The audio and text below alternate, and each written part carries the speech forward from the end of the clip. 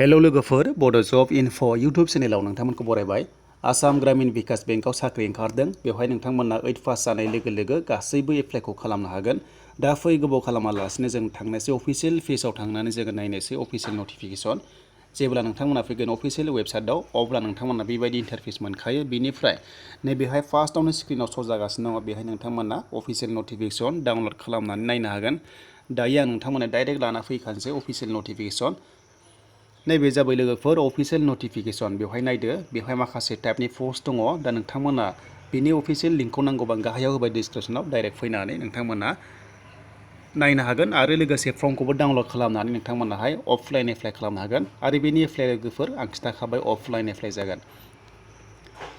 दा नैबे जाबाय लोगोफोर बेहाय डिस्ट्रिक्ट आरो स्टेट दङ, जेरै सनितपुर, जरहाट, बङाइगाव, कामरुप एम बेहाय दङ आरोना। ओमफ्राय नोंथांमोना इन्टारभिउ होगोन गुवाहाटियाव आरो बे डेटआ जाहैबाय 15 जुनाव जागोन। नोंथांमोनाहाय थांनानै इन्टारभिउ होनांगोन।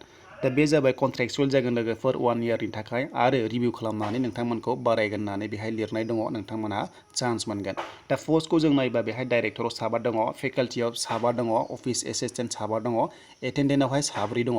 दा बेहाय नै फारियै बेहाय दङ लोगोफोर सेलारिया दङ 8,000निफ्राय जागायनानै 30,000 सिम जागोन पार मान्थ। बेनिफ्राय नोंथांमोननि बैसोआ मेक्सिमाम 62 इयार्ससिम, सबसे गाहायसिनानो 22 इयार्स नोंथांमोना बेहाय नुनो मोनदों। दा नायदो माब्रै एप्लाइ खालामनांगौ नोंथांमोना बेहाय नायदो।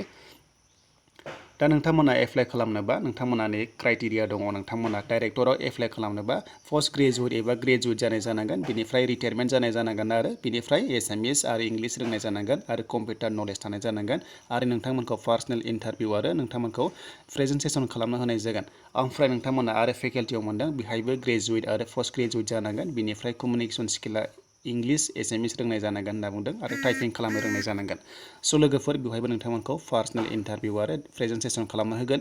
बेनिफ्राय अफिस एसिस्टेन्टआव नोंथांमोना सिम्पल ग्रेजुवेट जाब्लानो एप्लाइखौ खालामनो हागोन। बेनिफ्राय नोंथांमोना राइटिं लकेल लेंगुवेज आरो लोगोसे इंलिश रोंनाय जानांगोन, बिनिफ्राय कम्पिउटार रोंनाय जानांगोन आरो नोंथांमोनाहाय पार्सनेल इन्टारभिउ होनांगोन 15 जुनाव। ओमफ्राय आरो एटेन्डेन्टआव नोंथांमोना सिम्पल 8 पासनिफ्रायनो एप्लाइखौ खालामनो हागोन। बेहाय दङ 8 पासनिफ्रायनो सिम्पल 8 पास, 10 पास, 12 पास गासैबो एप्लाइखौ खालामनो हायो नोंथांमोना बेहाय। बेनिफ्राय लकेल लेंगुवेज रोंनाय जानांगोन, प्रिफारेन्सखौ बारा मोनगोन फरायनो रोंनायबा। दा नेक्स्टआव जों थाङोबा नोंथांमोना माबोरै एप्लाइ खालामगोन। नोंथांमोना जेब्ला एप्लाइ खालामगोन ना अब्ला नोंथांमोना पस्ट कड आरो लोगोसे इमेल आइडि आरो मबाइल नाम्बारखौ होथारनांगोन। अब्ला नोंथांमोनखौ पार्सनेल इन्टारभिउनि थाखाय लिंहरनाय जागोन। जायफोरा सेलेक्ट जायो नोंथांमोनखौहाय एग्जामनि थाखाय लिंहरनाय जागोन एबा इन्टारभिउनि थाखाय लिंहरनाय जागोन। दा हाउ टु एप्लाइ होनोबा नोंथांमोना अफलाइन एप्लाइ खालामनांगोन लोगोफोर। बेनो जाबाय एप्लिकेसन फर दा पस्ट अफ होनानै नों मायाव एप्लाइ खालामनो लिरना होदो। बेनिफ्राय एड्रेसा नै लोगोफोर दा चेयारमेन आसाम ग्रामीण विकास बेबायदि दङ।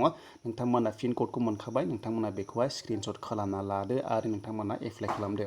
ओमफ्राय फट'खौ नोंथांमोना फट'ग्राफ होनांगोन, रिसेन्ट गोदानखौ होबानो जाबाय। बिनिफ्राय नोंथांमोनाहाय सिथाबनानै फर्माव सिथाबनानै सिगनेचार होनांगोन आरो बे सिगनेचारा जाबाय लोगोफोर फर्माव होनानै फट'जों क्रस खालामलांदो अब्ला नोंथांमोना जागोन। दा बे जाबाय।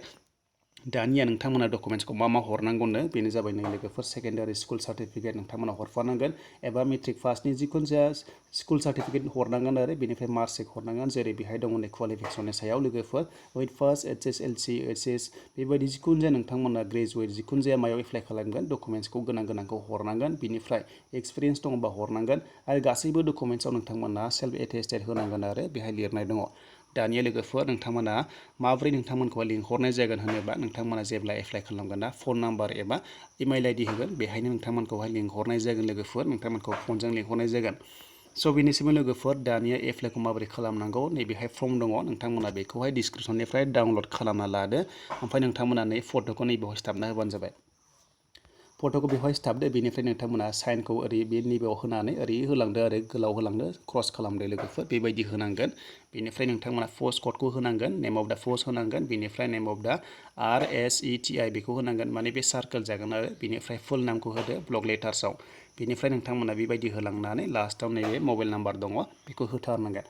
बे जाबाय मबाइल नाम्बार, इमेल आइडि बेवहाय होथारनांगोन। बेनिफ्राय पस्ट क'ड थायो नोंथांमोना होनांगोन आरो पस्ट क'डआ। बेनिफ्राय बिदिनो सेलेक्ट खालामलांबाय थादो, नोंथांमोना रोंखासिगोन। नोंथांमोना बेखौहाय बाय पस्ट खालामदो एबा स्पिड पस्ट खालामदो आरो जुदि नोंथांमोना खाथिब्ला डाइरेक्ट हैनो हागोन, डाइरेक्ट अफिसावबो नोंथांमोना हैनो हागोन। स' लोगोफोर बेनोसैमोन। नोंथांमोना जुदि इन्टारेस्टेड दङब्ला एप्लाइखौ खालामदो।